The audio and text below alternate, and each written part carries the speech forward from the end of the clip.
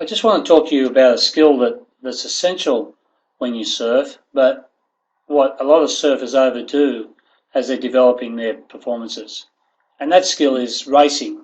So it's important that surfers have the ability to race or to go fast between sections, but it's also very important that once you get through that section that you immediately set up your first manoeuvre of the ride or subsequent manoeuvre of the ride so that you maximise the potential the wave offers.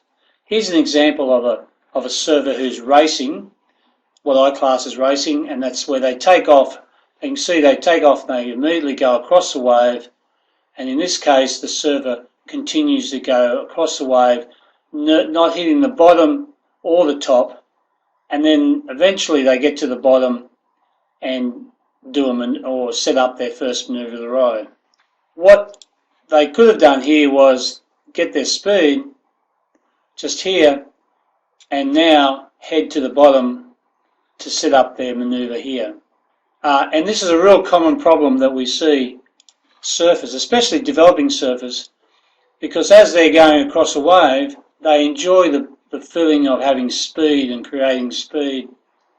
You can see here this surfer going across the wave, continues to go across the wave, and then again looking down the line at a manoeuvre down here somewhere when actually there's manoeuvres to be performed here. What this surfer could have done was take off and, okay, get your speed to go across that wave and either do a manoeuvre there, or if they weren't going to do a manoeuvre there, they need to do a manoeuvre here. So here, obviously, a full cutback would have been a great option. Obviously, for a lot of surfers, they're looking down the line at end sections down here, possibly with the intention of throwing in the air or trying something progressive. But it's my belief that you've got to maximise what the wave offers. Here's an example of a surfer taking off, and their mind is on performing manoeuvres. So off the bottom, up to do a top turn, off the bottom, and then another top turn. And that's maximised that wave. Obviously, you didn't need to race there, but it's all about the principle of what you're trying to do when you surf a wave. Here's a professional surfer, Rebecca Woods. You can see that she needs to race to get her speed to take off, and then she drops to the bottom and does her manoeuvre off the bottom and then off the top to perform a manoeuvre or the first manoeuvre of the ride.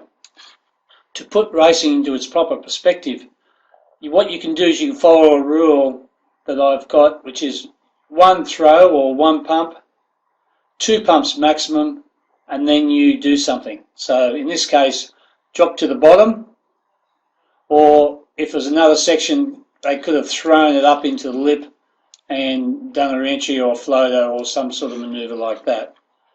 But the process of getting your speed and then using that and turning that horizontal speed into vertical speed is a fundamental skill that all surfers should be aware of and use to their advantage and to maximise their development as a surfer. So the rule is 1 throw, 2 throws maximum, and then set up your first manoeuvre of the ride.